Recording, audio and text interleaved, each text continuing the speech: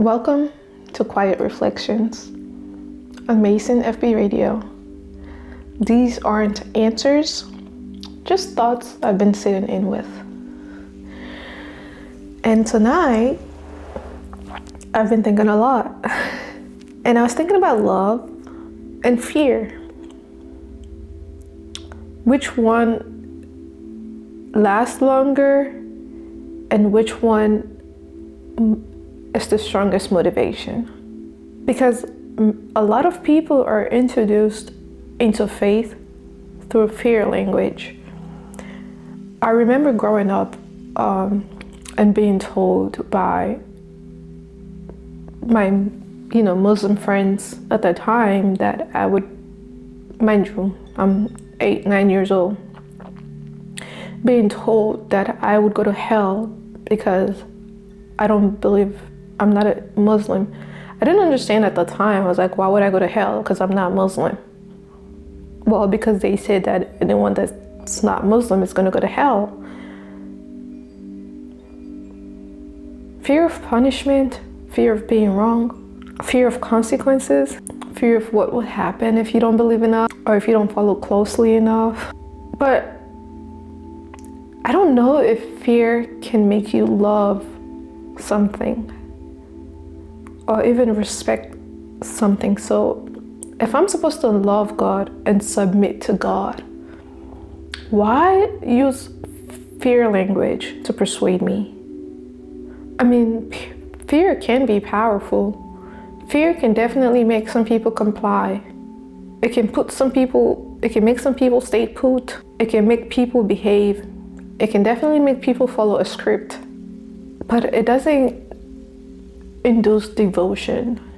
It keeps you looking behind your shoulder constantly, afraid to do anything. Versus love. Love makes you rest. Love makes you open. Love asks, how can I grow? Versus fear, I feel leans more to, oh my God, what's gonna happen to me? If this is fine, if this is out, or if I don't do this or I don't do that, I'm gonna go to hell. But I'm not gonna go to hell. That makes me wonder, if something is good, right? Something is truly divine, truly worthy of devotion, why use fear as the primary doorway to access that? When people feel safe, they don't have to pretend. They don't have to hide behind questions. They don't have to silence part of themselves that are human. They can be honest, and honesty feels like the beginning of any real relationships, even a spiritual one. I'm not saying fear has no place. Fear can warn, can protect, it can even wake us up. But fear alone can't sustain closeness. If anything, fear leads to rebellion. Eventually, they either grow numb to the fear, or they run, or they become rebellious. Love, leading with love, or opening the safety net of love is choice for me. Like, oh, you have the choice. I'm not gonna force you with my fear language. I'm gonna let you love you enough to provide a choice for you to choose, right? And having that choice to choose makes people voluntarily want to be a part of the relationship, not because they feel trapped, not because they don't want to be there or they want to be there, but not because they're doing it because they want to be there, because a choice was given to them to choose and they chose. Maybe the real question isn't, should we fear God? I truly don't think a God would want you to be afraid of him.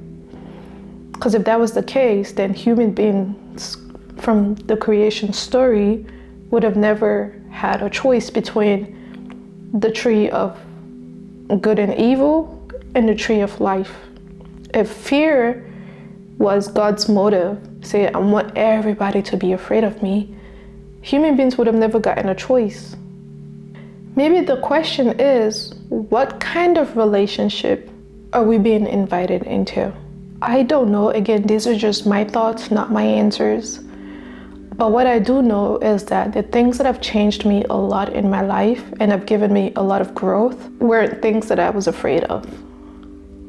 They were the things that made me feel seen, things that made me feel safe, and things that made me feel loved. Just a food for thought. Thank you for sitting with me in this video. Have a good night.